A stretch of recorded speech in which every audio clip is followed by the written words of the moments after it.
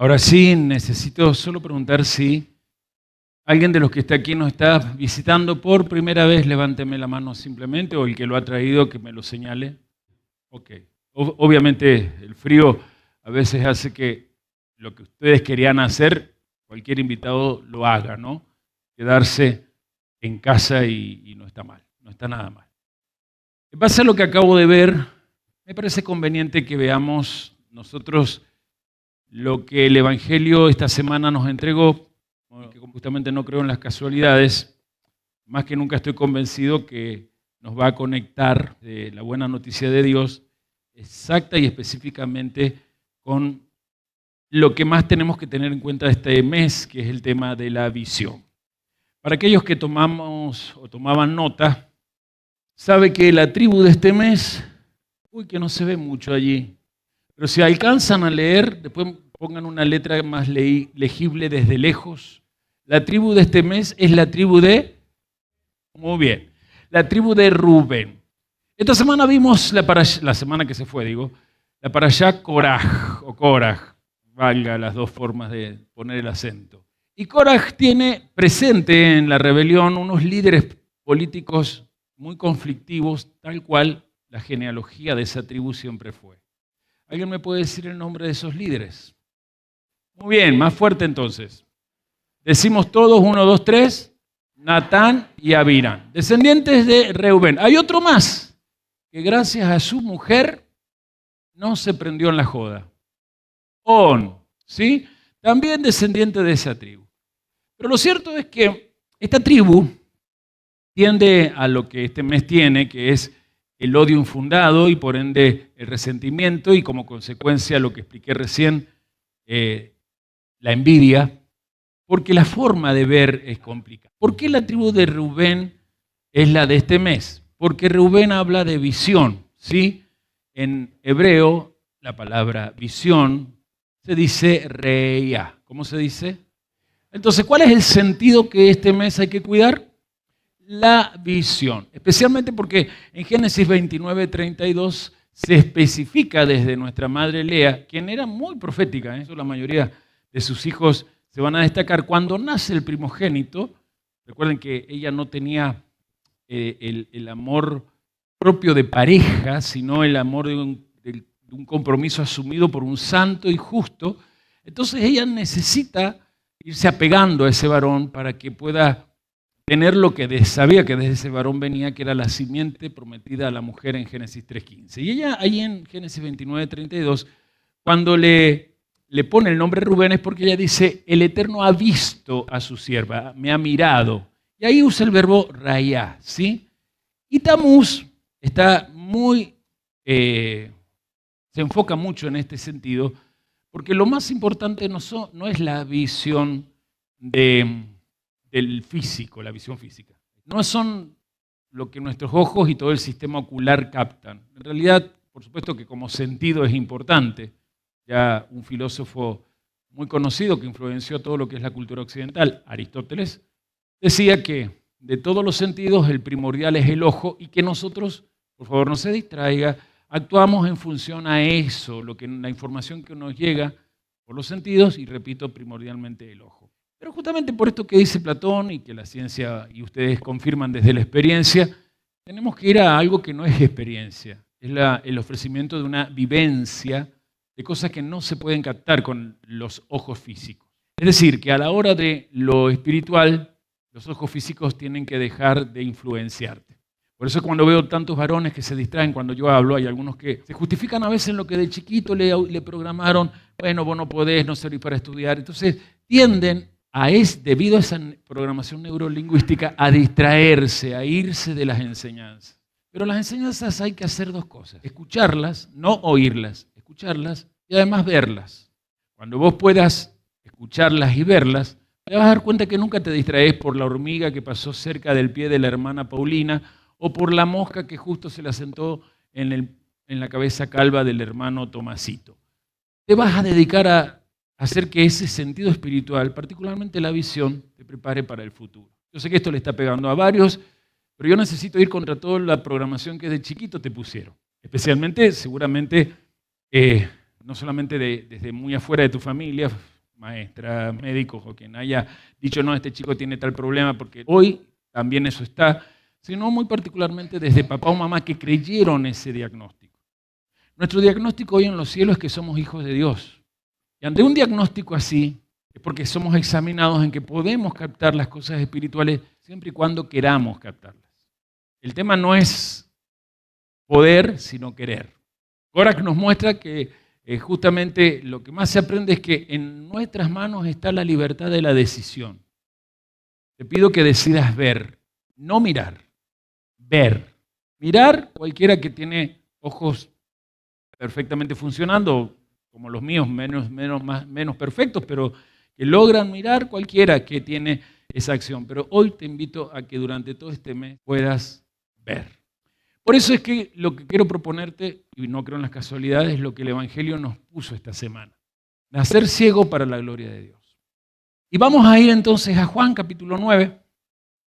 Vamos a leer por partes, no sé si vamos a hacerlo todo, en realidad el relato es todo un capítulo, pero al menos voy a leer los 12 primeros versículos si ustedes me pueden acompañar. Repito entonces la lectura del Santo y Sagrado Evangelio y decimos el Padre Nuestro, es Juan capítulo 9, desde el 1, voy a leer hasta el 12 y luego voy en la enseñanza ampliando la lectura. ¿Me expliqué bien? Bien, puedo empezar a leer, ¿verdad? Así comienza el Evangelio. Al pasar Yeshua vio a un hombre ciego de nacimiento. ¿En qué condición estaba ese hombre? Muy bien, ¿cómo respondieron? Ciego de nacimiento. Y le preguntaron sus discípulos diciendo, Rabí, ¿quién pecó? ¿Este o sus padres para que haya nacido ciego? Respondió Yeshua, no es que pecó este ni sus padres, sino para que las obras de Dios se manifiesten en él. Diga conmigo, las obras de Dios.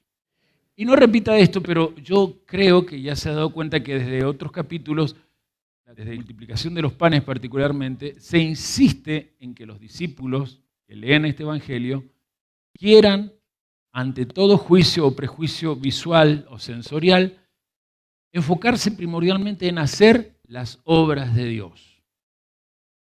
Quizá por esto que estoy diciendo y el silencio que provocaste, me doy cuenta que la buena noticia de hoy trasciende estas costumbres que tenemos de hacer el Rosh Hodesh por hacerlo. El Evangelio que estoy leyendo te invita, por favor, en este énfasis, a que mucha gente que se encuentra con vos todos los días está frente a ti para que tú hagas las obras de Dios en esa persona. Gracias por el amén. Sigo, versículo 4. Me es necesario, leo el 3 para que recordemos, respondió Yeshua, no es que pecó este ni sus padres, sino para que las obras de Dios se manifiesten en él. Me es necesario hacer las obras, diga las obras, del que me envió, entre tanto que el día dura, la noche viene cuando nadie puede trabajar. Entre tanto que estoy en el mundo, luz soy del mundo.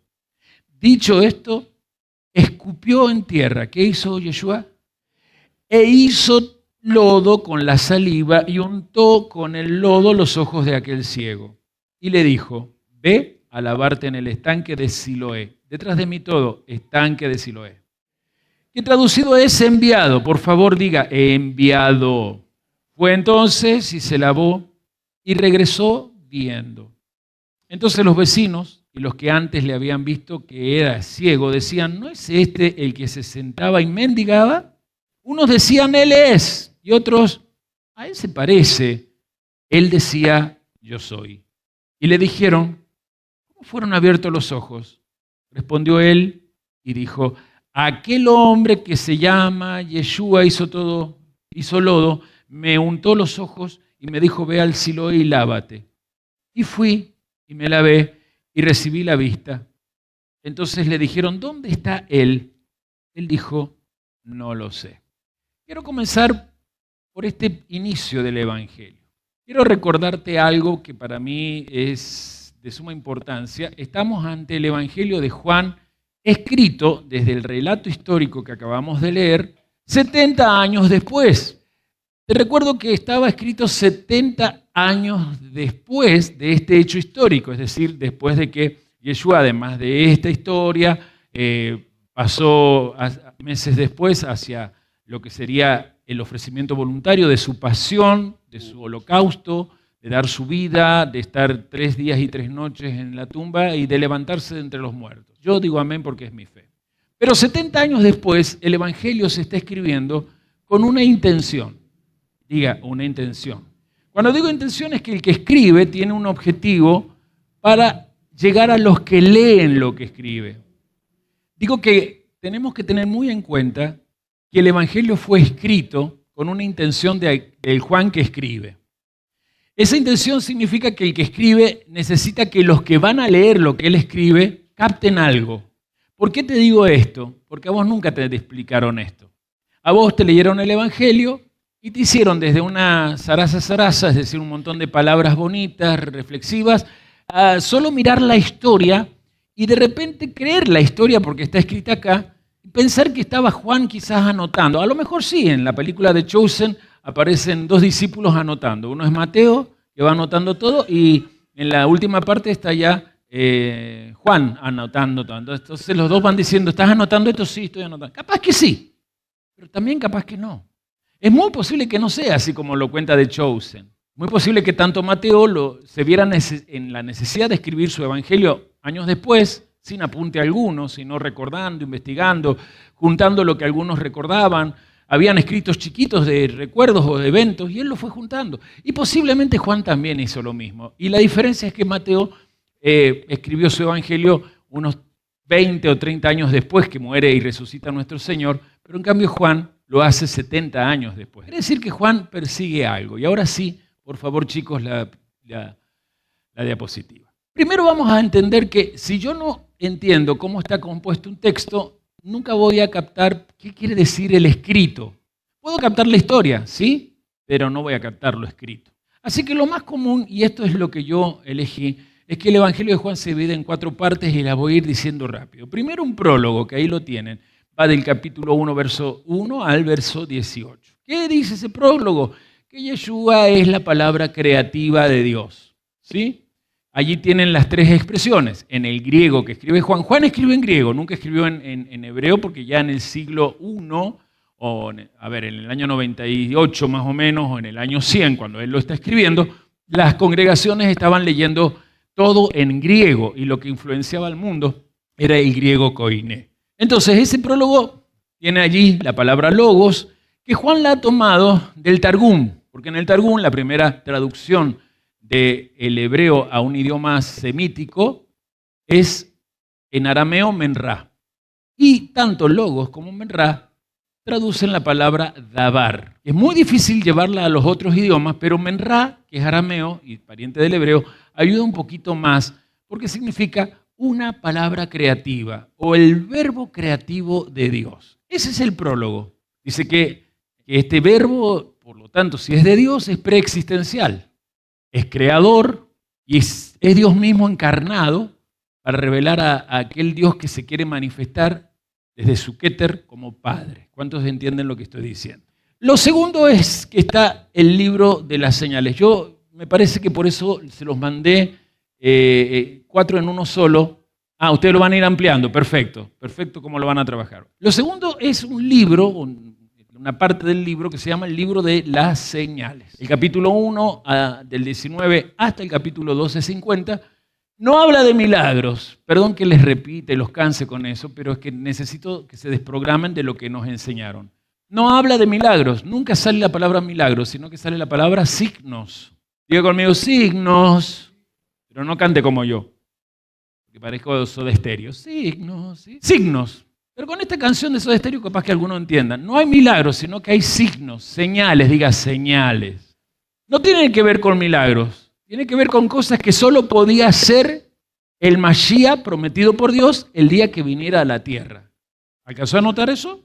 Luego viene el libro de la gloria, desde el capítulo 13 al versículo 31 del capítulo 20. Toda esa sección se llama gloria porque es donde Yeshua, a través de su pasión, su entrega, va a mostrar en qué consiste la gloria salvífica del Eterno. Y por último, ese famoso epílogo que está caracterizado por una hipérbole, donde sale el para qué escribió Juan el libro. No sé si ustedes se acuerdan, pero justamente Juan 21, cuando termina, dice en una parte en el 25, el último versículo de Juan. Y también hay otras muchas cosas que Yeshua hizo, las cuales si se escribieran una por una, pienso que ni aún en el mundo cabrían los libros que se habrían de escribir. Amén, termina diciendo. Y en el 24, él dice que este es el discípulo que da testimonio de estas cosas y que escribió estas cosas y sabemos que el testimonio es verdadero. ¿Testimonio de qué? De esto que el prólogo dice. Aquel que es el logos divino, el verbo creativo de Dios, se encarnó tal cual Dios lo había mostrado siempre, en forma humana, y habitó entre los hombres. Y aparece entonces, achíquenlo así pueden copiar y corroborar que está bien copiado, todo un tema donde el lenguaje de Juan está lleno de sodot. Juan tiene secretos, misterios, que los saca de la Torá, también de los profetas, pero él especialmente de la Torá y muy particularmente de Vayikra y de Bat Midbar.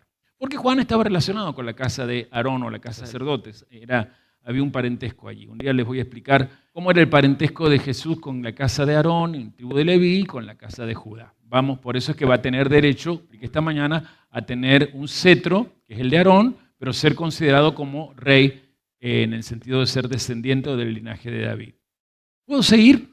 Querer esto del lenguaje, un lenguaje muy sofisticado porque es un lenguaje de secretos sacerdotales. Por lo tanto, los símbolos que aparecen en todas estas historias de la vida cotidiana de Yeshua son símbolos justamente que en lo cotidiano se entienden, pero que tienen desde lo cotidiano profundo significado. Por ejemplo, la palabra vida, la palabra luz, la palabra pan, agua, la palabra pastor, la palabra puerta del redil, la palabra camino. Palabras que todos ustedes entienden.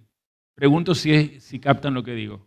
Pero tienen profundidad a la hora de ser considerados en misterio. La pregunta es cuál es el tema central, y ahí van a ver cuál es el tema central de la doctrina que Juan va a destacar. La siguiente, chicos. Recuerde que él está escribiendo a unas comunidades. Por si usted quiere saber qué comunidades son las que él le escribe esta carta, en Apocalipsis capítulo 2 salen las 7 ciudades que él pastoreaba. Él tenía 7 ciudades. En cada ciudad había muchas congregaciones. Recuerden que las congregaciones no tenían este lugar, ¿sí? Ya esto lo amplió en momentitos más, sino que primordialmente estaban ¿dónde?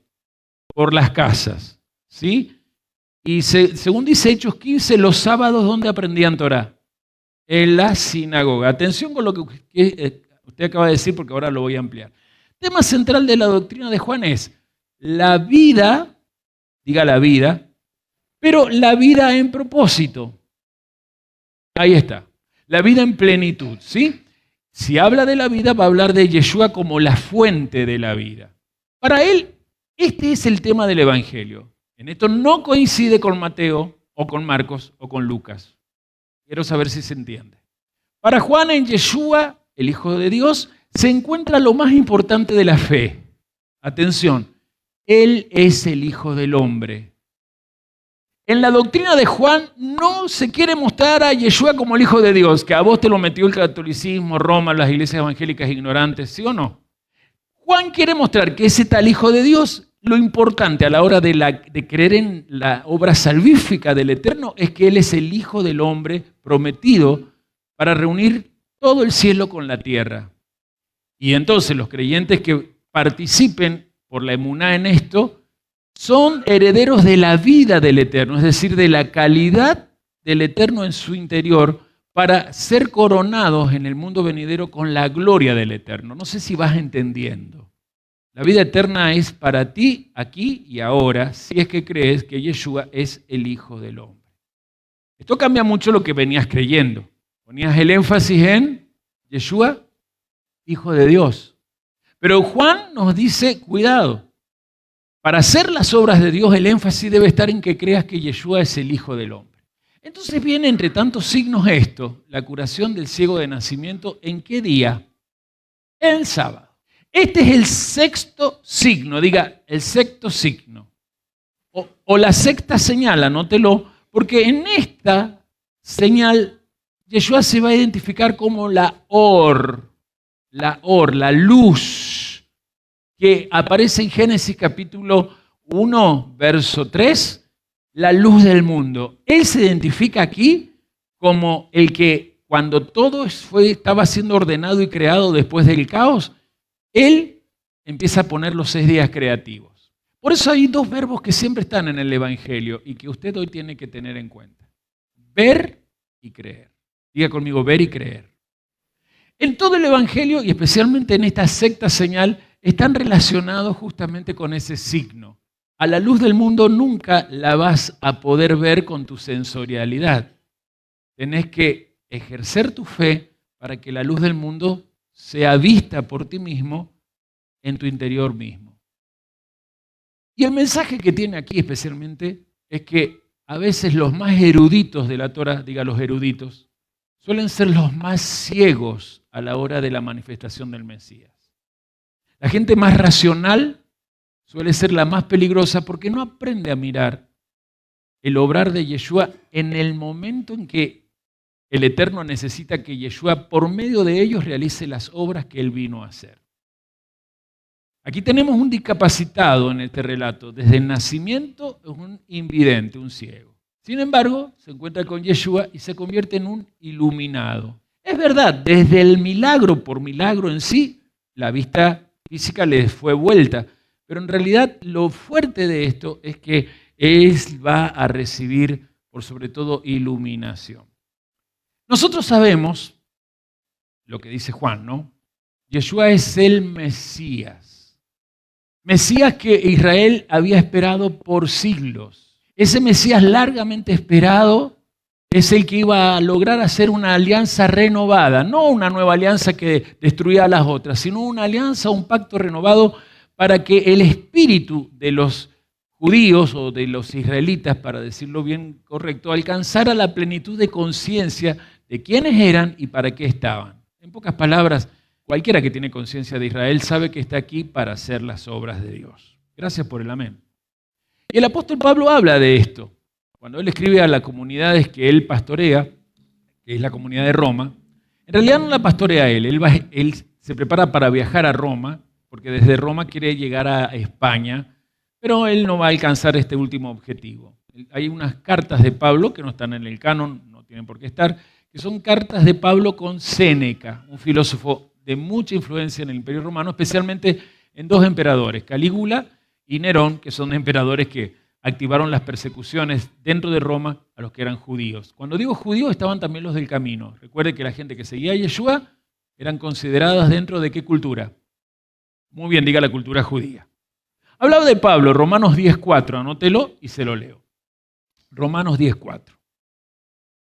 Porque el fin de la ley, voy a ponerla en hebreo, porque el fin de la Torá es Cristo, para justicia a todo aquel que cree.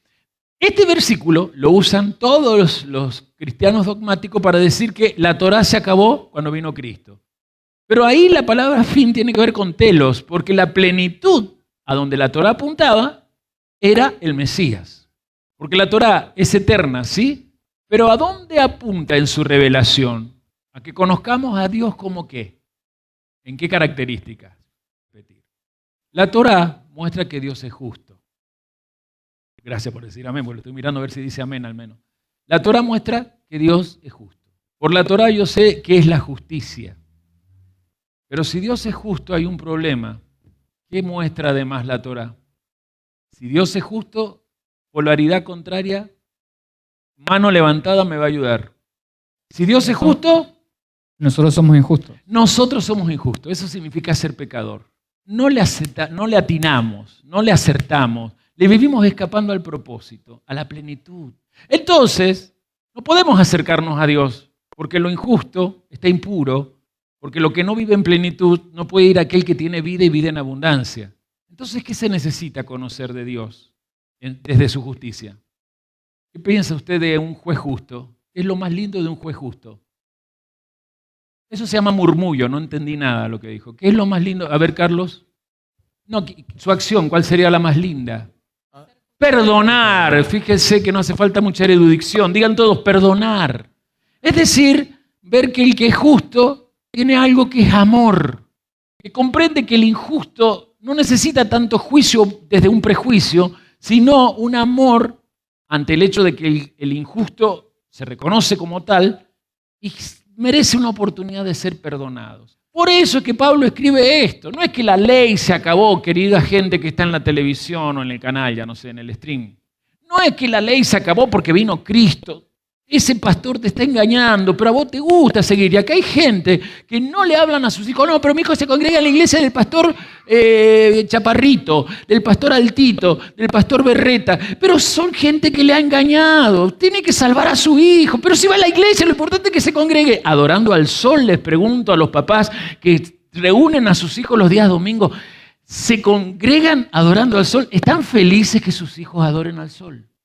Imagino que el silencio de todos esos papás a los cuales les estoy hablando de verdad es porque se sienten tocados de lo injusto que son ustedes por lavar su conciencia de que, bueno, mi hija se congrega allá, tu hija acá aprendió a transicionar a la verdad, a la plenitud, a la vida que viene de un Mashiach que dice, desde mí van a entender lo que es el amor de un Dios que en vez de juez se presenta Padre. Pero lamentablemente los judíos, justamente, recuerden que la expresión los judíos no se aplica a la gente nacida en Judá. En el Evangelio de Juan específicamente, a veces sí habla de los judíos en la generalidad, pero más específicamente a quién se lo aplica Juan. Manos alzadas, decímelo.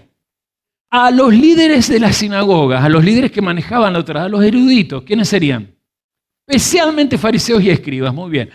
También entran los saduceos, pero en este momento no vemos a los saduceos, no son la piedra en el zapato del Señor Jesús. Bueno, él no usaba zapatos, usaba sandalias, pero no son esa espina en la sandalia que lo molestaba. ¿Me voy explicando? Estos judíos no parecen ver. No pueden ver lo que está sucediendo. Conocen como Coraj la Torá, pero no identifican lo que otros judíos, en cuanto a nacionalidad, pueden ver aún siendo ciegos. Vuelvo a la época que se escribió el Evangelio de Juan. En el tiempo que Juan escribe, este es el tema central para animar a los que lo van a leer. ¿En qué los quiere animar? En que en ese tiempo, se está acabando el siglo I, ya está empezando el siglo II, a los judíos que siguen al Mashiach se los está echando, expulsando de las sinagogas. Y la expulsión de la sinagoga siempre daba miedo. Ser expulsado de una comunidad al verdadero creyente le da temor. Nosotros al venir de iglesias evangélicas que en tiempos cuando yo me convierto, ya 50 años atrás, practicaban las cartas de expulsión. Es más, nadie se podía cambiar de iglesia a iglesia, especialmente dentro de las denominaciones, si no llevaba una carta de recomendación del pastor, como que salió en comunión y por distintas razones se iba a esta otra congregación. Hoy no es así. Hoy la gente pasa de iglesia a otra iglesia, la gente en las iglesias hace la que quiere y se la antoja, porque con esto que Dios es amor, que la Torá no corre, entonces Dios no es justo, Dios te perdona, te perdona, te perdona. ¿Qué pasa? Nadie es expulsado, porque incluimos. Y lo que vamos a ver muy pronto es que va a haber que incluir todo lo que venga desde el pecado. Si hoy se incluye en las iglesias a gente en fornicación o adulterio, porque ustedes saben que en muchas iglesias evangélicas hay gente que no está casada. Tenemos gente que venía acá, se divorció, y la vez pasada me enteré que está en una iglesia allá en La Valle con su pareja y que el pastor los trata como si fueran un matrimonio. No me estoy explicando. Para la mente y de la cultura judía, ser expulsado de una sinagoga era tremendo. Por eso usted va a notar más adelante que los padres, cuando los fariseos le preguntan y le hacen el juicio, los padres van como titubeando al responder. Responden algo y no responden. Dicen, es como hacen un touch and go. Contestan y se van. Y hay una aclaración, porque tenían miedo de ser expulsados de la sinagoga. Juan escribe esto 70 años después, porque las comunidades que él está siguiendo ya están sufriendo que las sinagogas los están expulsando. Le recomendé que vaya a Apocalipsis, ¿verdad? Ahí va a ver las distintas congregaciones que él pastoreaba. ¿Me voy explicando? A una congregación le dice, sé que tienes problema con esa sinagoga de Satanás.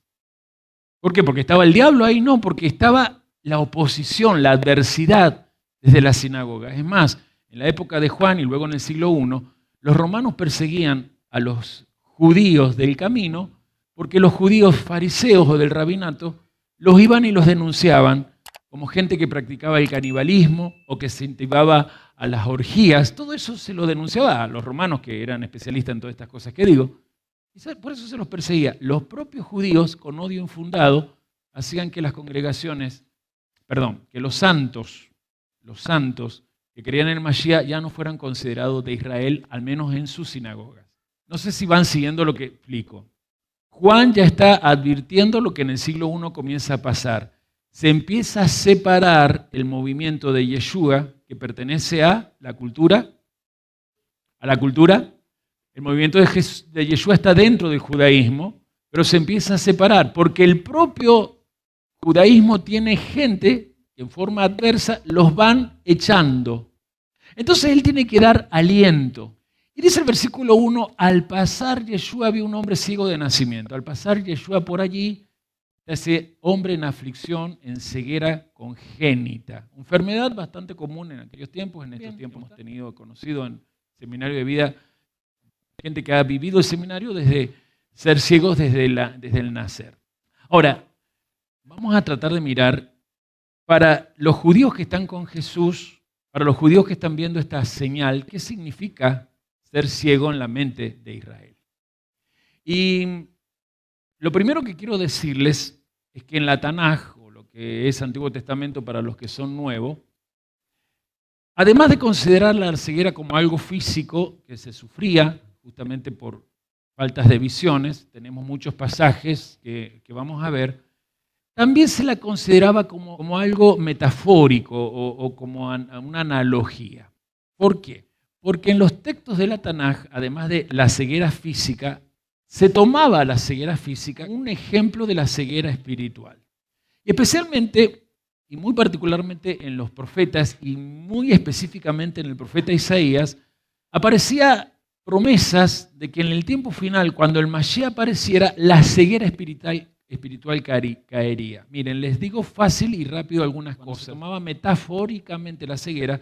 Por ejemplo, Isaías, que es el que mucho usa esto en su libro, tiene en Isaías 29:18, anótelo, no lo buscamos por razones de tiempo y de frío, aquel día verán los ojos de los ciegos, serán libres de tinieblas y de toda oscuridad. O sea, no es una ceguera física. ¿Me van siguiendo? Otro pasaje de Isaías 32, verso 3, 32:3. No se oscurecerán más los ojos de lo que no ven lo espiritual. Es una versión diferente a la de Reina Valera, así que por eso no quiero que lo busque. Y otro ejemplo más, Isaías 35:5. Los ojos de los ciegos se abrirán. Al menos lo ha cantado, ¿no? Y de noche cantaremos, celebrando su poder. Bien, con alegría de corazón. Y una de las cosas que dice esa profecía que cantamos es que los ojos de los ciegos se abrirán. ¿Cuándo? Cuando venga el Mashiach. Es más, el propio Yahvé en Isaías 42:16 dice lo siguiente. Isaías 42:16. Conduciré a los ciegos por un camino que ahora ignoran. Es decir, que no es ciego físico, ¿lo ven? Son ciegos por ignorancia. Muy bien, ¿por qué son ciegos? Conduciré a los ciegos por un camino que ahora ignoran. Los guiaré por senderos que ahora desconocen. O sea, ignorar y desconocer caminos de Dios es ya ser ciego. Cambiaré las tinieblas en luz delante de ellos. O sea, ¿qué ha hecho la tradición judía? Y ahora creo que sí va los 3 puntos que voy a poner, ¿no? La ceguera, cuando se hablaba desde los proféticos y aplicado a cuando viniera el Mashiach, hablaba de que salir de la ceguera era ser curado ante la falta de fe. Una persona que no tiene fe o que se debilita en la fe o que abandona la fe, una persona que se hace ciega. Hay ciegos porque no tienen fe, pero ustedes han visto tanta gente que a lo largo de la historia que llevas conmigo caminando en el camino y la verdad, has visto gente que hoy no están en nada. También ellos sabían que era la curación de la incapacidad para cumplir la Torah. El que no cumple la Torah desde lo profético es considerado un ciego espiritual. Y cuando estaban estas promesas de que los ciegos serían sanados, se entendía la metáfora, la curación de toda situación de esclavitud ontológica en la que se encuentre el pueblo de Israel. O sea que cuando Juan está escribiendo lo que vivió Yeshua, los que estaban en la época de Yeshua entendían que ese era el Mashiach, aunque le dijeran ese hombre llamado Jesús. Fíjese, no es muy erudito el ciego de nacimiento, pero es vivencial su fe. Ese hombre llamado Yeshua dijo que hiciera esto, me puso barro, me dijo que me lavara, fui, me lavé y acá estoy. Porque la fe es para obras. La fe no es algo romántico que ya te salva y te sella para que cuando mueras todos en el cementerio digan, ay, ahora pasó a la presencia del Señor, se nos adelantó y está en mejor condición que nosotros. Lo escuché en la iglesia evangélica 1040.000 veces. Pavadas que le respetamos, los pavotes hay que respetarlo en sus pavadas. Pero nosotros ya somos eruditos para entender esto. Les voy a leer el Targum, cómo resume la idea esta de los ciegos, especialmente cuando Dios enviara a aquel que Isaías señala como el siervo de Yahvé. Quiero saber si hasta ahora me voy explicando para ustedes. Bien. Les leo el Targum. Yo, Yud-Het Vah-Hei, te he escogido en verdad y te he tomado de la mano y te estableceré y pondré como pacto del pueblo y luz a las naciones para abrir los ojos de la casa de Israel que están como ciegos para la ley. Este es el Targum, recuerde que es la traducción al arameo, es una paráfrasis. Y allí sacaré de entre las naciones a todos los desterrados que se asemejan a los prisioneros, para desde allí librarlos de toda esclavitud de esos reinos, ya que están encadenados como prisioneros en la oscuridad y caminan como ciegos. Esta traducción del Targum habla de que justamente Yeshua está aquí para dar una señal. Él es el Mashiach. Está cumpliendo en él lo que por tiempo las promesas del Eterno a través de los profetas había hablado. No sabemos en qué tiempo ocurre esto, no sabemos el lugar en realidad del suceso, sí sabemos que es en el templo, porque para Juan el tema del templo es muy importante, ya que escribe en un tiempo donde el templo está ya destruido, ¿sí? En el 70 se destruyó el templo, ¿se acuerdan? Y Juan está escribiendo entre el 95 y el 100. ¿Me voy explicando? Lo que sí sabemos es que este hombre dice que mendigaba, ¿o no? Y según el libro de los Hechos, capítulo 3, ¿en qué lugar del templo se juntaban los mendigos? No podían mendigar en cualquier lugar. Mano levantada, dale Esther, en la puerta de la hermosa. En el templo iban ahí la puerta de llamada la puerta la hermosa. Recuerden que ahí, según el libro de los Hechos, es donde ocurre el Shavuot. No estaban en el aposento alto. Es el lugar donde en el templo se reunían los que creían en Yeshua. En un aposento alto no pueden entrar 3.000 personas. En cambio, en el templo sí entraban 3.000 personas. ¿Y cómo sabemos esto? Porque mire, el capítulo 8, verso 59 dice así. Y más o menos ahí nos vamos a ubicar en qué tiempo está. 8:59. Tomaron entonces piedras para arrojárselas. Pero Yeshua se escondió y salió del templo. Esto eran formas milagrosas. Él, de alguna manera, paralizaba a la gente que lo iba a apedrear, atravesando por el medio de ellos. Quedaban como... Él se fue. Al pasar Yeshua, es como que sigue eso, vio a un hombre ciego de nacimiento. ¿Logran ver el tiempo? Yeshua se oculta, sale del templo, pasa y ve a este hombre. Y si nos queremos ubicar... Todo esto está ocurriendo en una semana muy particular. Es la última fiesta que Israel celebraba, el último Moed, el último mandamiento de fiesta llamada Sukkot. ¿Me voy explicando? Yeshua ha estado en el Sukkot hablando de muchas cosas, por eso ya hablaba del agua y ahora va a hablar de la luz, una de las cosas que se hacía especialmente en el último gran día, ¿verdad? O sea que estamos ubicados, tiempo de Sukkot. Sale... Encuentra a este hombre, versículo 2.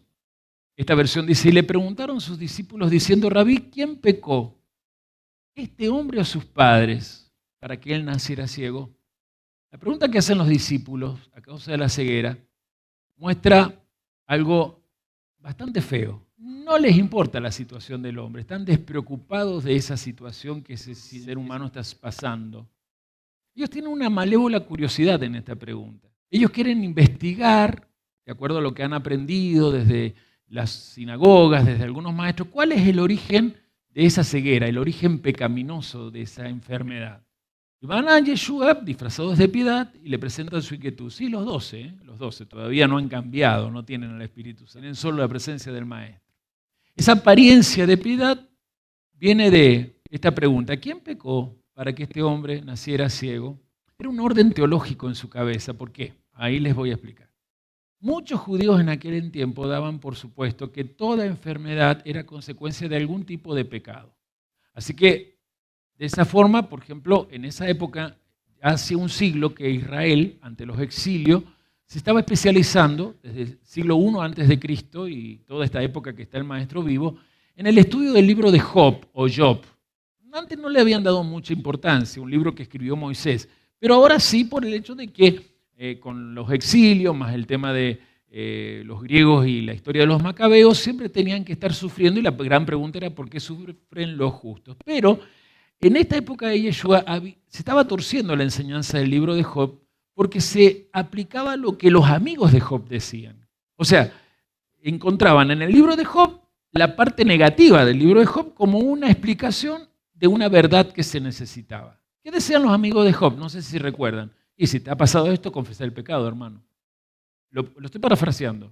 Levanten la mano si hasta ahora me voy explicando bien.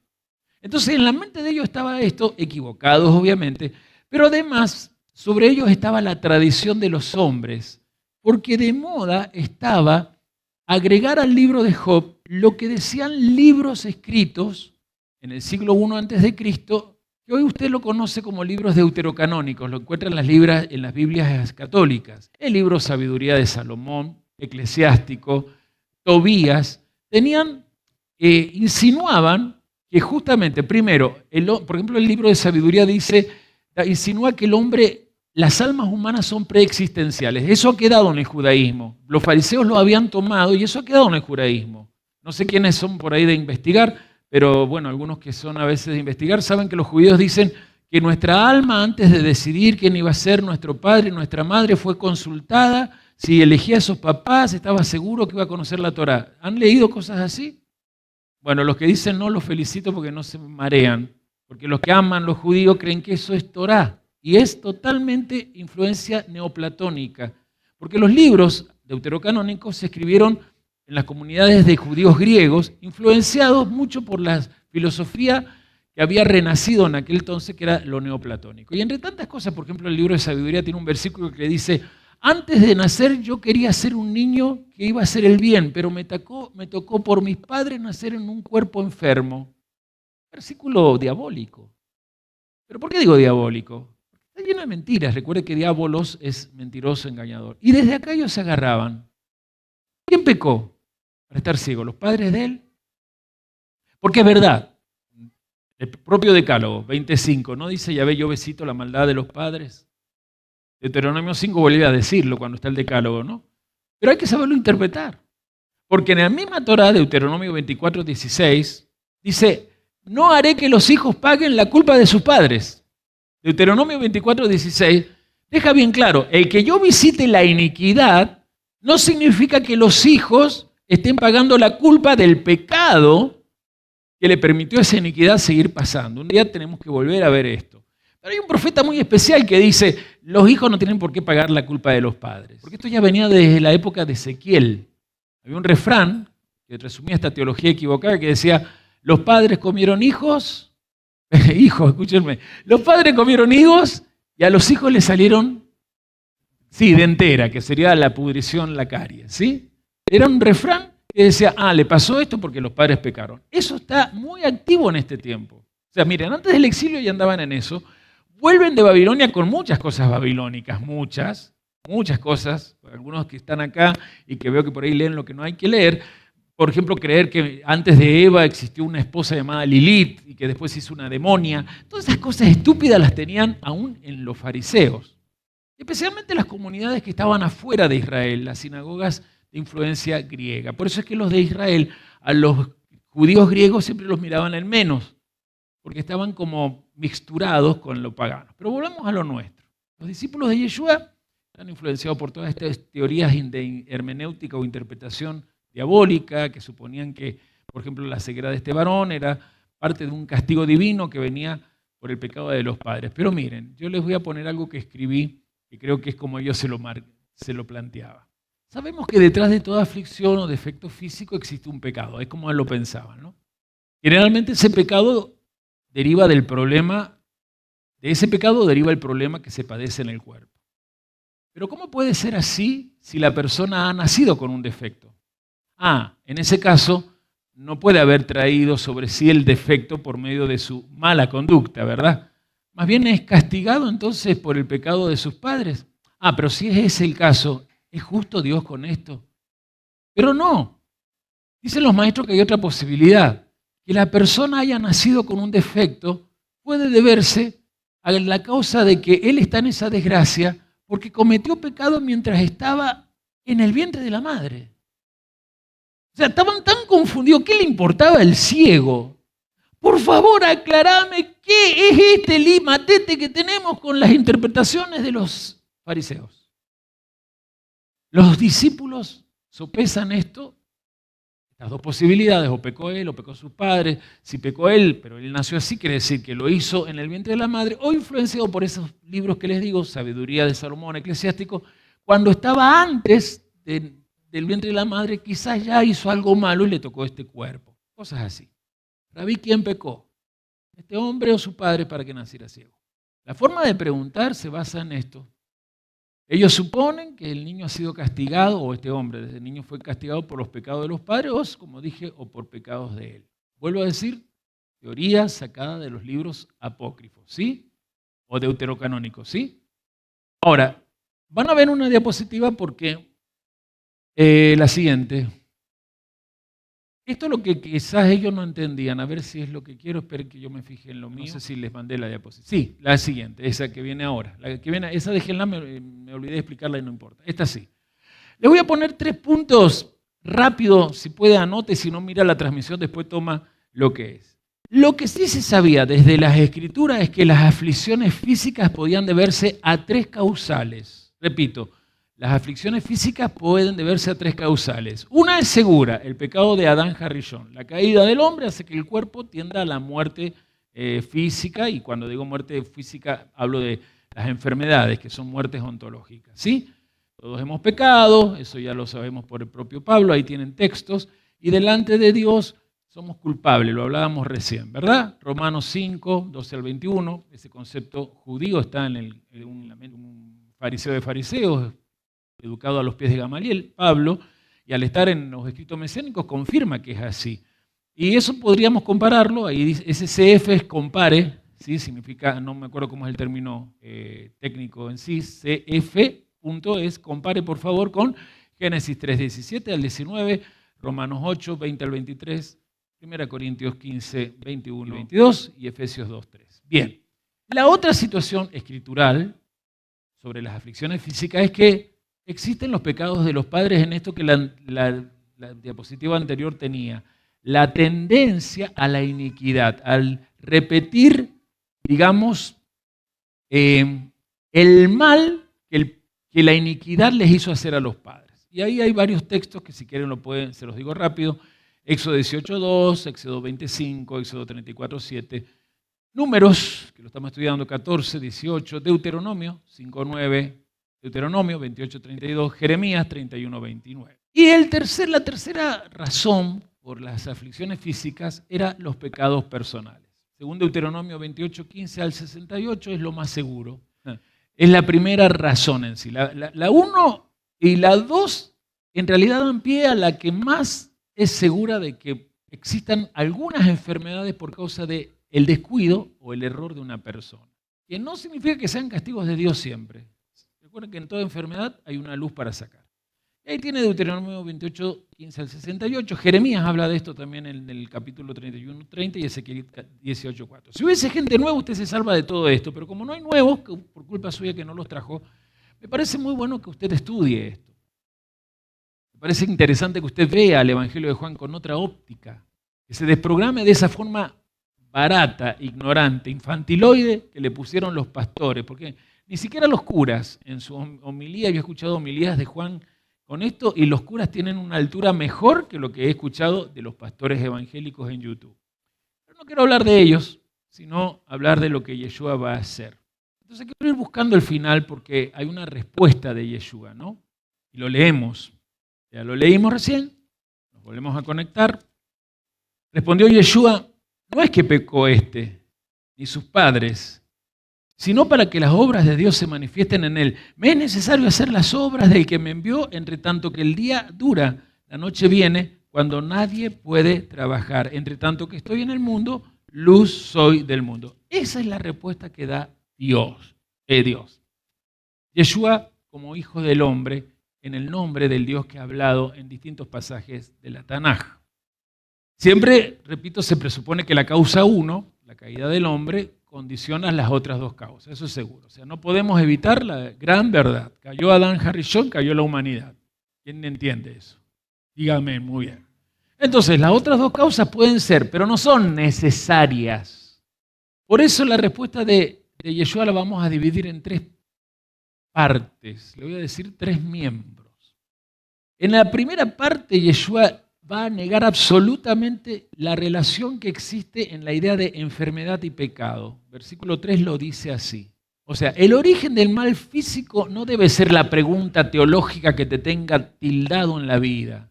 Será siempre un misterio que si quiere Dios te la revela o no. Indica algo bien grave aquí, bien claro y grave para la falsa creencia. Esto es para que se manifieste la obra de Dios. ¿A qué se le llama en el Evangelio de Juan obra de Dios?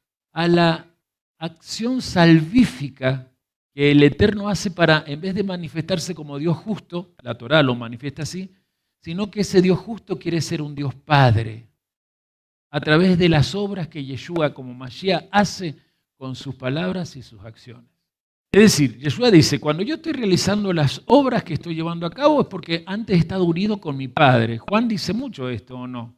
El capítulo 10, 25 dice, las obras que hago en nombre de mi Padre. Ese nombre no es porque dice en el nombre de Yahvé, no, es porque está participando del poder de Yahvé. Es consciente que el poder de Yahvé es uno en él y realiza las obras sin temor alguno.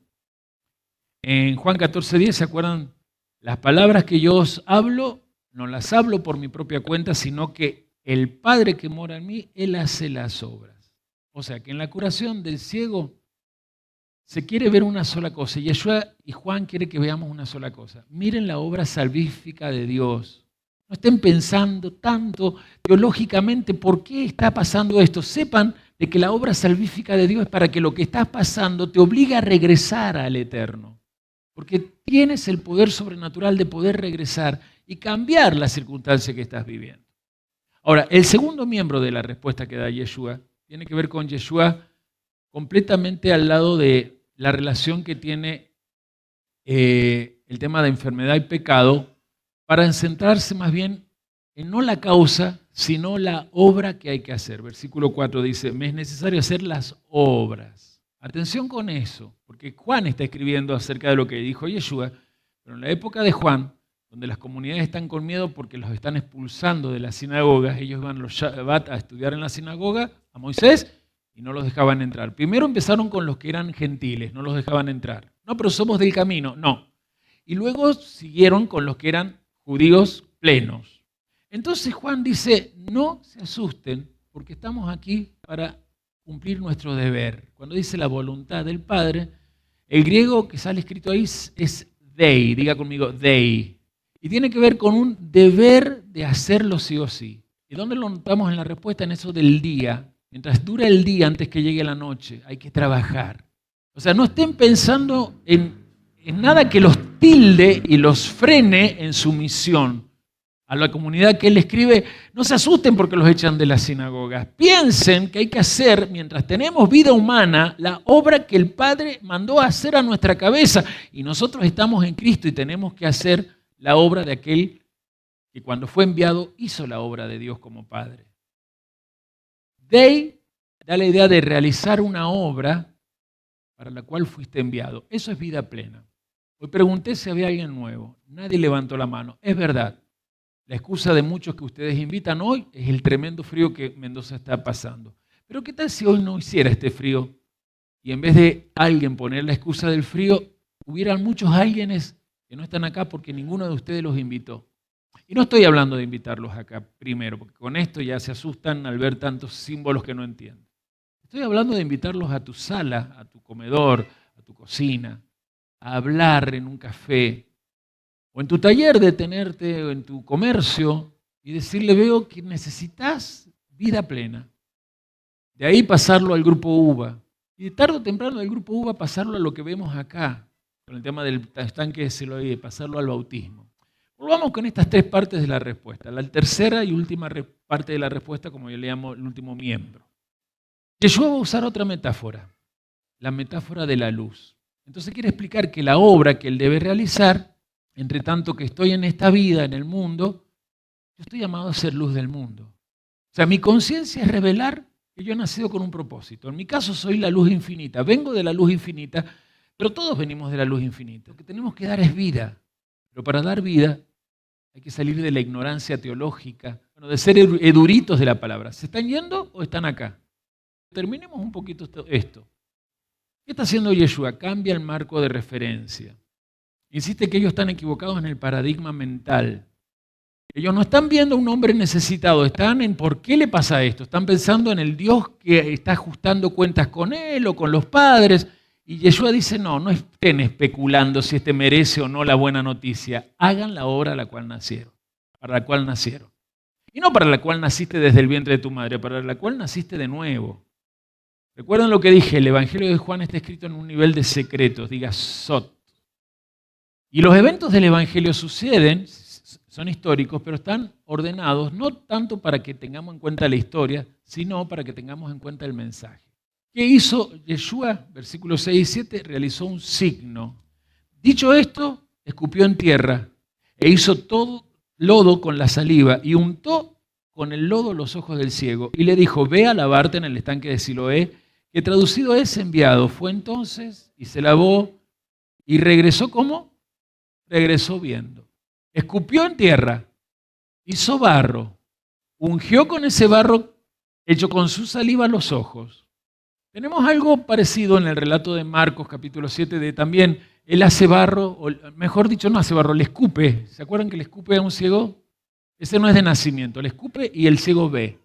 Les cuento algo, atención. Si tienen en cuenta esto, la pregunta que surge y que le va a pasar a los que están mirando, porque esa gente está en contexto judío, ¿por qué Yeshua está mezclando el barro con su saliva? ¿No le alcanzaba con decirle una palabra y así permitir que este ciego tuviera ojos por primera vez que veían? Les voy a contar algo. ¿Me pueden atender?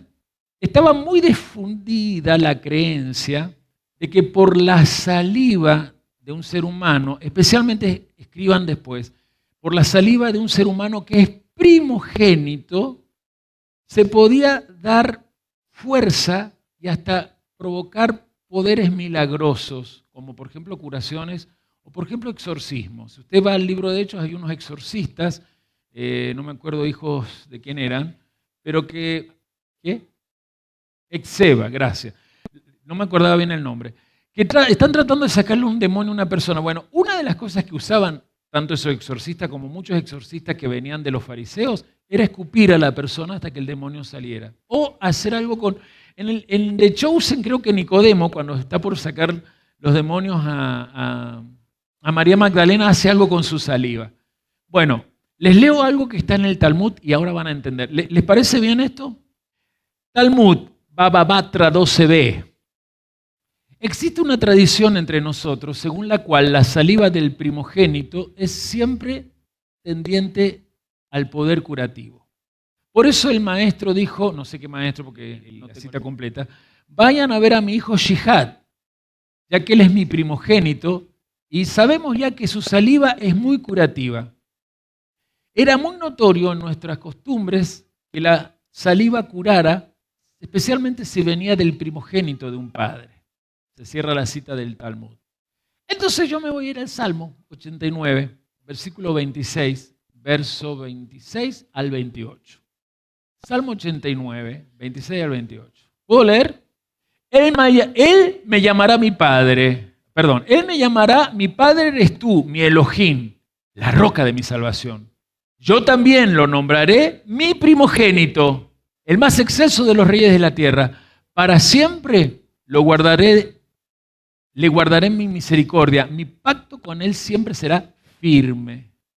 O sea que aquí Yeshua, al hacer esta señal, le está mostrando ante esta creencia certera de los sabios de la época, de que él está cumpliendo lo que el Salmo 89 hablaba del Mashiach. Él es primogénito del Padre. Hola. El Éxodo Rabá, esto es en el Talmud, vuelvo al Talmud, explicando Éxodo 19:7, dice así, cita, escuchen, santificadme a todos los hijos primogénitos. Así dice Éxodo 13:1. Entonces el rabí Natán dijo, el santo bendito sea, le dijo a Moisés, así como me he hecho a Jacob primogénito, he escrito en Éxodo 4:22, Israel es mi hijo primogénito. Así haré también primogénito al rey Mesías, pues está escrito, yo también lo nombraré mi primogénito en el Salmo 89:28. Descubren que en la época de Yeshua, especialmente los eruditos sabían que el Salmo 89:28 se iba a aplicar cuando vieran que el primogénito usaba saliva para sanar a un ciego de nacimiento. Ciego de... No es un milagro, porque nació sin ver. Es una señal que tiene que ver con la creación misma. Yeshua es el primogénito de toda la creación. Y eso lo sabemos. Por eso Pablo, experto en la erudición farisea, cuando escribe Colosenses 1:15 al 18 dice, Él, por Cristo, es el Hijo. Él es la imagen del Dios invisible. Escuchen, el primogénito de toda creación. Estoy en Colosenses 1:15. Porque por medio de Él fueron creadas todas las cosas. ¿Me están siguiendo la lectura? ¿Con el corazón? Por medio de Él fueron creadas todas las cosas, las que hay en los cielos y tanto también las que hay en la tierra. Así las que son visibles como las invisibles. Sean tronos, sean dominios, sean principados, sean potestades. Todo fue creado por medio de Él y para Él. Él es antes de todas las cosas y todas las cosas en Él subsisten. Él es la cabeza del cuerpo, que es la asamblea, la Keilah, y es el principio. Por eso Él es el primogénito también entre los muertos, para que en todo Él tenga la preeminencia. Y así vemos en Hebreos capítulo 1, ¿se acuerdan? Cuando se habla de esto, el primogénito. Este hombre ciego de nacimiento, en el texto de Juan, es un símbolo de Israel en la época que Mashiach se está manifestando como Mashiach ben Yosef. A Israel se le llamaba el Adán de Dios. Miren, les leo una explicación que está también, es sacado del Talmud, esto está en un libro que se llama Las generaciones de Adán, pero es una cita del Talmud. Sabemos que Israel ahora es llamada esencialmente Ha-Adán, el Adán. Tú eres Adán, debido al secreto de la imagen y de la semejanza suprema del gran Adán, o Adán Catmón, o Adán primordial, que solo Israel guarda. Sin embargo, la descendencia, la rama que se extiende desde el Adán, que es Israel, será conocido como como Ben Adán, es decir, el Hijo del Hombre. Cuando el ciego sale de ese juicio que le hacen los fariseos, se encuentra con Yeshua. No sé si lo leyeron. Y miren lo que dice cuando se lo encuentra. Versículo 35. Oyó Yeshua que lo habían expulsado. ¿A quién habían expulsado? ¿A quién? Al ciego. Y hallándolo, ese hallándolo en griego es como que fue y lo buscó. Fíjese que Yeshua se interesa siempre en buscar al excluido. Le dijo, ¿crees tú en el Hijo de Dios? Respondió y dijo, ¿quién es, Señor, para que crea en Él?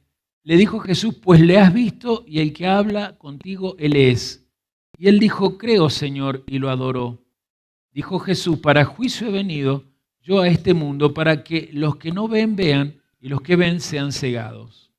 Pero atención, porque en el texto original el término no es Hijo de Dios. Esta es una traducción, y toda traducción es una... Era complicado para el traductor, en este caso Reina y luego el otro Valera, salir de esa consigna o paradigma reducido a solo Jesús es el Hijo de Dios porque es la segunda persona en la Trinidad. Pero en realidad cuando habla Yeshua con el ciego en el texto original, dice, ¿crees en el Hijo del Hombre? Porque Israel, que era considerado Adán, sabía que era la que iba a dar simiente al hijo de Adán. De Israel salía el hijo de ese Adán espiritual. A la larga era el Adán original. Difícil de captar, y como dice Esther cuando pone su comentario, para ver de nuevo y captar y entender. Y Alicia creo que también, que es otra que dice, es para ver de nuevo. ¿Se aburrieron? Ese hombre nació ciego. O sea, desde su nacimiento no sabía lo que era mirar o ver, no sé cómo decirlo. ¿Y Adán fue creado de dónde? Génesis 2:7. Yahvé Elohim formó a Adán del polvo de la tierra, o sea, al hombre. ¿De dónde fue creado? ¿Y Yeshua qué hizo con el polvo de la tierra? Puso saliva. Y ahí hay una señal. Porque ese barro adicional era necesario para restaurar a un hombre que no estaba creado completo. Le faltaban los ojos. A causa de la caída de Adán Harrison, Yeshua está diciendo, yo soy de donde, como dice Pablo, de donde todo, lo visible e invisible viene, soy el primogénito y para ustedes soy el Hijo del Hombre, que vengo a completar la creación que se fue cada vez deteriorando por la caída de Adán Harrison, de donde viene el problema de todas las aflicciones físicas. Si no lo capta, déjeme que amplíe un poquito esto. El nivel más profundo de este pasaje representa la idea de que Israel, y desde Israel toda la humanidad, necesitan la obra salvífica de Dios, que es ser libres de la ceguera espiritual. Los ojos solo son abiertos por la obra de Dios en Pesaj, la redención, que no es que alguien sustituyó mi vida, alguien murió para que yo pueda ver, me sanó. Voy a leerte el Salmo 146. Si lo querés anotar, te leo el Salmo 146, 8. Es la versión que usamos tradicional. Leo Salmo 146, 8. Yahvé abre los ojos de los ciegos. ¿Qué hace Yahvé? Yahvé levanta a los oprimidos, Yahvé ama a los justos. En la era mesiánica, cuando viniera Mashiach ben Yosef, estaba claro desde los salmos y los profetas que la restauración sería que la gente de Israel, cuando tenía su fe débil, la iba a volver a tener fuerte. Cuando estuviera pasando una circunstancia de opresión que los tuviera en tinieblas mentales, iba a volver a haber libertad. En la época que Yeshua viene es cuando Israel está en la peor opresión, la de Edom, la del imperio de Roma. Isaías lo va a completar a esto del Salmo. La señal mesiánica, recién se la dije chiquitito, lo leo todo. Isaías 35 voy a leer todo, del 5 al 6. Entonces los ojos de los ciegos se abrirán, los oídos de los sordos oirán. El cojo entonces saltará como un ciervo, y la lengua del mudo cantará, porque aguas serán cavadas en el desierto y torrentes en la soledad. O sea, después de ungirle los ojos con barro, Él es el creador, el Hijo del Hombre, que viene a completar la obra que Adán no quiso completar, ¿sí? De donde viene, Él es el Adán Kadmón, de donde todo se origina. ¿Cuántos dicen amén? Después de ungirle con barro los ojos, le da una orden al ciego, dígamela, que se lave en la piscina de Siloé. Y vamos terminando. Perdón, no vi estas cosas que están ahí. Vamos a mirar un poquito esto que me lo salteé. Primero la frase, la diferencia entre un ciego y un fanático es que el ciego sabe que no ve. Y acá es solo recordar lo que los discípulos hacían, lárgalo rápido. Yeshua revela el camino diferente con el cual ahora estoy terminando. No te detengas en el rompecabezas teológico de las doctrinas humanas, dogmas religiosos. Detenete en lo único que hay que hacer, servir a los más débiles. Gracias por los dos amén. Los discípulos, como lo vieron, ellos miraban al ciego, pero sus mentes no miraban al ciego.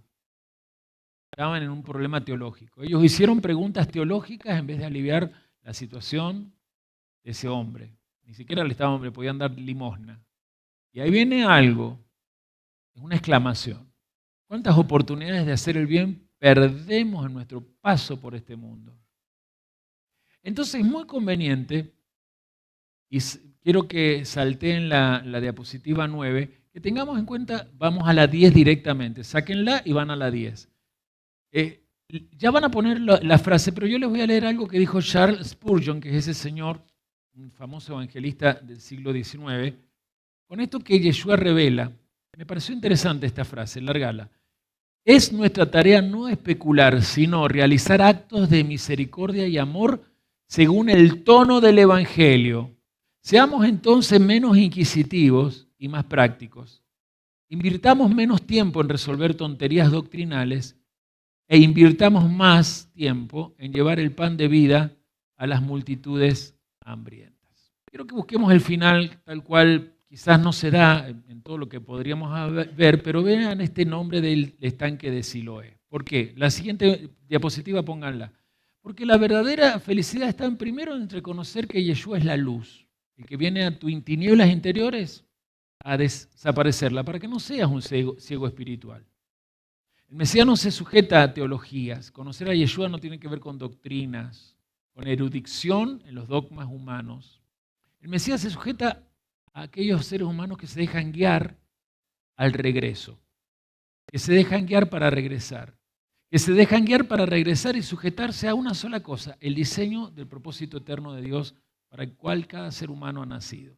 Mientras haya seres humanos que no entiendan esto y estén cuál es la iglesia verdadera y todas esas estupideces, como dice Spurgeon, mientras se pierda en tonterías el tiempo, cada vez va a haber más ciegos de nacimiento. Y nosotros necesitamos entender esto en lo último. La verdadera felicidad está en Yeshua luz, pero en la obediencia a lo que la luz te muestra, que es reconocerlo como el Hijo del Hombre. ¿A dónde fue enviado el ciego? Al estanque de Siloé. ¿Qué significa Siloé? El enviado. El enviado. Siloé viene de Sheliach, ¿sí? Para que se den una idea, todavía está ese estanque, ¿sí? La número 14 no la vamos a poner, chicos, no va a esa enseñanza.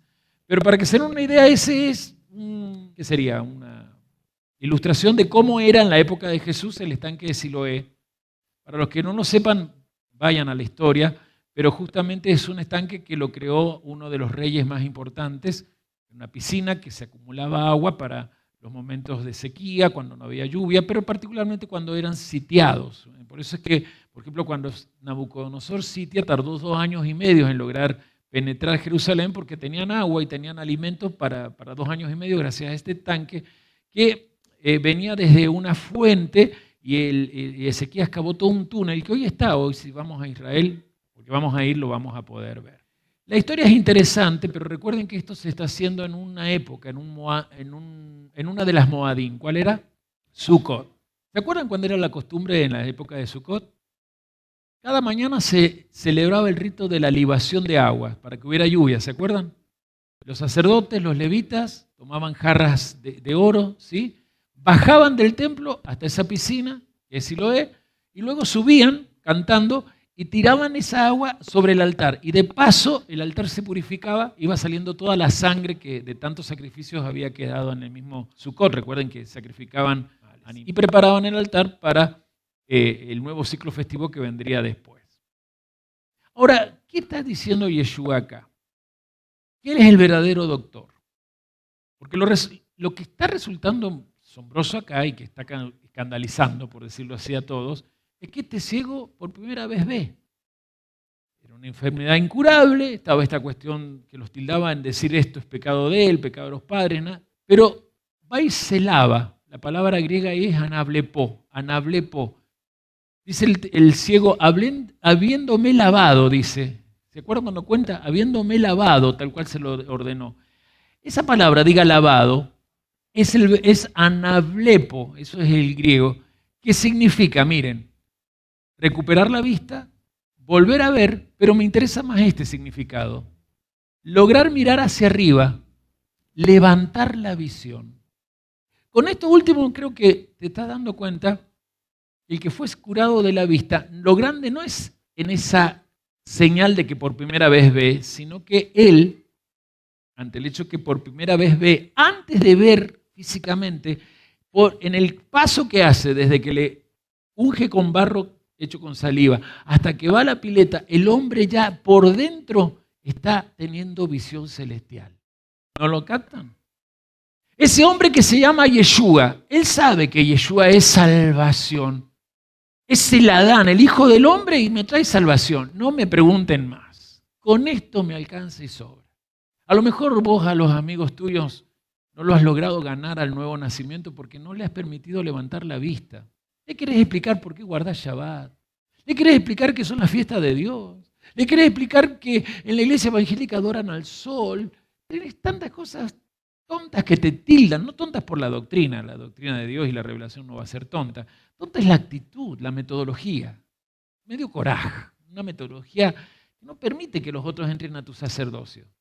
Terminemos, por favor. Juan está demostrando con este episodio que este Yeshua es el primogénito de Dios, es el Hijo del Hombre y es el verdadero doctor para el alma humana. Porque hay un problema acá. Él ha mezclado saliva con tierra y ha sanado supuestamente a este hombre. Pero él supuestamente está pecando. Porque hacer barro en Shabbat, ¿qué es lo que es? Trabajar, melajá, diga melajá. Para los que no saben qué es melajá, es esa condición de que sale en la palabra cuando dice no harás ningún trabajo, no harás ningún melajá, y hay una serie de cantidades de trabajo y entre eso está no hacer barro, no hacer nada que tenga que ver con barro. O sea que él está de alguna manera aparentemente violando Shabbat. Porque en Shabbat ¿se puede dar vida? Sí. ¿Sí o no? Hay que priorizar la vida en Shabbat. El mismo Yeshua dice, si se les cae el burro, ustedes lo sacan. Entonces, yo he sanado y ustedes me critican. Se les cae el burro y no lo dejan en el pozo, ¿sí? Pero a este hombre, ¿había que salvarle algo? No. ¿Cómo que sí? ¿Qué riesgo corría el que nunca vio? Nació ciego. No tiene que practicar eso que ya he explicado, que es el pikuaj nefesh, el cuidado del alma. No se debe hacer. Entonces, ¿por qué? Y los fariseos empiezan aquí a dividirse. Ese momento empieza a aparecer lo que van a hacer los fariseos que están con Yeshua, pero que no lo quieren confesar, y los fariseos que empiezan a dar con más. ¿Por qué? Escuchen, por favor. Yeshua, como Hijo del Hombre, es el que viene a cumplir lo que Adán no quiso cumplir, llevar al hombre al propósito. Y Shabbat, atención, es un tiempo de energía de luz donde el hombre puede ver si está en el propósito o en la semana de trabajo creativo se volvió a perder en el materialismo como el Adán Harrison. O sea, Shabbat es una medicina. Y Juan dice, valoremos el Shabbat, porque Shabbat no es un día para cuidarlo como los adventistas lo harán dentro de 2000 años, porque no sabía que van a existir los adventistas. Shabbat es un tiempo de hacer que la gente regrese para ver con los ojos del cielo, para tener una mirada de altura. Cuando le preguntan en el versículo 17, el mismo ciego dice, entonces volvieron a decirle al ciego, ¿qué dices tú de ese que te abrió los ojos? ¿Qué dijo el ciego? Sé que es un profeta. Algunas versiones dicen, sé que es el profeta. O sea, este ciego, para él es el profeta prometido en Deuteronomio 18. Pero lo cierto es que para estos fariseos, saben que el Mashiach es el tzadik más alto que el tzadik Yosef. Entre las enseñanzas que quedaron después en el Talmud está esta frase. Sabemos que el verdadero médico será el gran tzadik. Ese es el médico que sanará las almas, el que vendrá e intervendrá con sus oraciones a favor de las almas enfermas. Esto estaba en la mentalidad de los fariseos, en la erudición que ellos habían adquirido, estaba esta conciencia. Y por eso, cuando Yeshua en Marcos 2:17 dice, no son los sanos los que necesitan médicos, sino los enfermos, yo no he venido a llamar a justos, sino a pecadores, a la teshuvá, Yeshua está diciendo, este es el sentido de Shabbat. El Shabbat es conectarnos con la redención del mundo venidero. Yo vengo a dar sentido al Shabbat. Shabbat no es un día que ocurre para que no hagamos trabajo. Shabbat es el prototipo del Hijo del Hombre que permitirá que el mundo vuelva al nivel de lo que el primer Adán no permitió. Ellos llamaban médico del alma al Mashiach, que iba a hacer que el Shabbat de la semana se convirtiera en el Shabbat de los 1000 años. Les leo algo que sé que les va a gustar en este final. Rebbe Nachman escribe esto. El significado es obvio. Es precisamente porque estamos tan aplastados por nuestras enfermedades de alma y físico que siempre tiene que aparecer un tzadik. Y sabemos que cuando aparece el tzadik, ese tzadik es el médico fiel, el verdadero médico. Y el tzadik se ve obligado a verter sobre nosotros remedios tan invaluables, aunque parezcan que prácticamente todos ellos se desperdiciarán. Sin embargo, el dulce aroma es absorbido y con el tiempo puede ser que podamos dejar que una gota penetre en nuestras bocas y desde ahí a lo más profundo de nuestro ser. Sabemos que entonces habrá alguna esperanza de que seamos curados definitivamente en el espíritu y en el físico. Cuanto más comprendamos Cuando más comprende una persona su propia bajeza y su gran distancia que ésta provoca del Eterno, más debe buscar al médico más grande que pueda encontrar, al médico más sobresaliente para su alma, y aspirar a acercarse a ese rabino que es el sadik más alto que logre encontrar, porque cuanto más baja es una persona, necesita al mayor maestro que se pueda revelar a los hombres. A mí me gusta esto que dice Nachman, porque los judíos están esperando al gran sadik, yo ya lo conozco, se llama Yeshua. Está en este pan obligándonos a recordarlo. Ustedes sabían que la palabra teshuvá, que significa regresar, tiene la raíz en la palabra shuvá. Shuvá es el verbo regresar, teshuvá es el regreso, el arrepentimiento. Y shuvá es la raíz de la palabra Shabbat. O sea que Shabbat y teshuvá son palabras gemelas. Conceptos de lejat, son uno. El Shabbat está conectado a esto que esta mesa nos recuerda, la redención. Lo grande de nuestro ministerio en la vanguardia es que vemos que somos gente que estamos diciendo, no seguimos prototipos como lo hace Casa de Judá. Respeto a los que siguen con los judíos averiguando, pero seguís con los prototipos. Yo al que sigo es al arquetipo. Yo al menos acá en esta mesa sigo al arquetipo. Mi maestría, mi pedagogía viene del Espíritu Santo de aquel que es el arquetipo. Yo no me baso en prototipos. Usted sigue con las midrashim, con las esto, cómprese lo que se compre, pero a la larga usted va a ir perdiendo la fe, como he visto muchos hermanos de otros lugares que por seguir raíces hebreas hoy ni siquiera creen en la necesidad de congregarse para estar recordando lo que este pan nos recuerda. Nosotros conseguimos al maestro más alto de todos los tiempos y nadie lo va a superar. ¿Qué dicen los judíos acá? Nosotros somos discípulos de Moisés y así se quedaron. Juan dice, allí en esas sinagogas que los echan, siguen siendo discípulos de Moisés. Le dicen rabeino a Moisés, porque esperan que venga un rabeino mayor, pero todavía para ellos no vino. Para nosotros no se asusten que los echen. El rabeino ya está entre nosotros con su Espíritu Santo. Su gloria nos cubre para elevarnos a una gloria mayor que la de rabeino Moshe. Por eso decir Ribi, rabeino, Yeshua, Bar Yosef, para mí es un honor. Es un honor. Vamos a lavarnos las manos, pero yo quiero descubrir el pan delante de ustedes y poner su nombre. Aquí está el médico de médicos. Privarse del pan de la mesa de Eucaristía es privarse de la oportunidad de ser sanados. Mientras despido a las naciones, quiero orar. Vamos a lavarnos las manos, pero ¿qué tal si oramos? Antes que se pongan todos de pie, quiero preguntar, ¿cuántos de los que están acá confirman con su alma una vivencia con Yeshua, no una erudición teológica, doctrinal del Yeshua, que a través de la Torá se nos está revelando cada vez con más poder? ¿Cuántos quieren, como el ciego, conocer a ese hombre llamado Yeshua, a ese profeta que me habla, al Hijo del Hombre, que ha hecho que la creación vuelva a ser terminada en la plenitud de vida para la cual, por ejemplo, cada ser humano nació? Es una pregunta. ¿Quién está dispuesto a reconsagrarse en esta mesa a esa gran y maravillosa idea? Varios me saludaron, son tantos que no sé quién. Póngase de pie. ¿De verdad? Tú y tu casa están listos para eso. A ustedes los invito a considerar esto. Hace mucho frío, pero no hemos bancado este frío para que vos lo aprendas y lo vivas y puedas dar la vista a muchos que están desde el nacimiento ciegos, porque ahí afuera hay muchos ciegos de nacimiento. Papá, gracias te doy por el Evangelio. Quiero levantar mis manos con los santos que están conmigo y moverme en el nivel Hayá, donde Yeshua hoy se mueve. Reconocer que Yeshua es el Hijo del Hombre. Voy a esperar aunque sea 2 amén. Y quiero creer en el Hijo del Hombre, porque al creer en el Hijo del Hombre puedo entender por qué también es Ben Elohim, Hijo de Dios. Es el Adán Catmón, es el Adán primordial, es la fuente del diseño donde tú, antes que todo existiera, escribiste la Torá.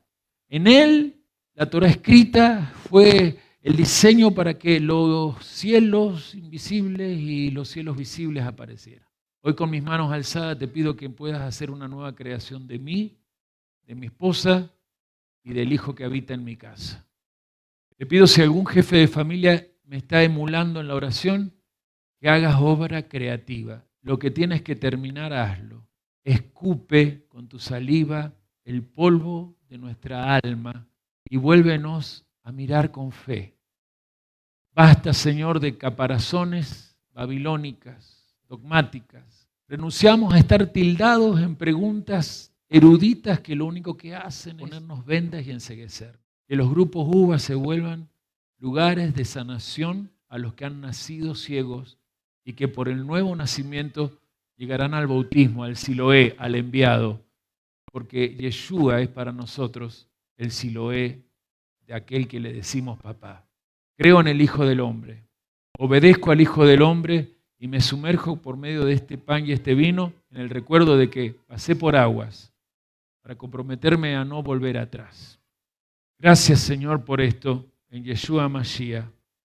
Nos vamos a lavar nuestras manos. Estamos empezando un mes maravilloso. Traes dos cosas. Obviamente el corbán del mes que se fue, mes de Sivan, del mes que empezamos, el corbán de la luna nueva.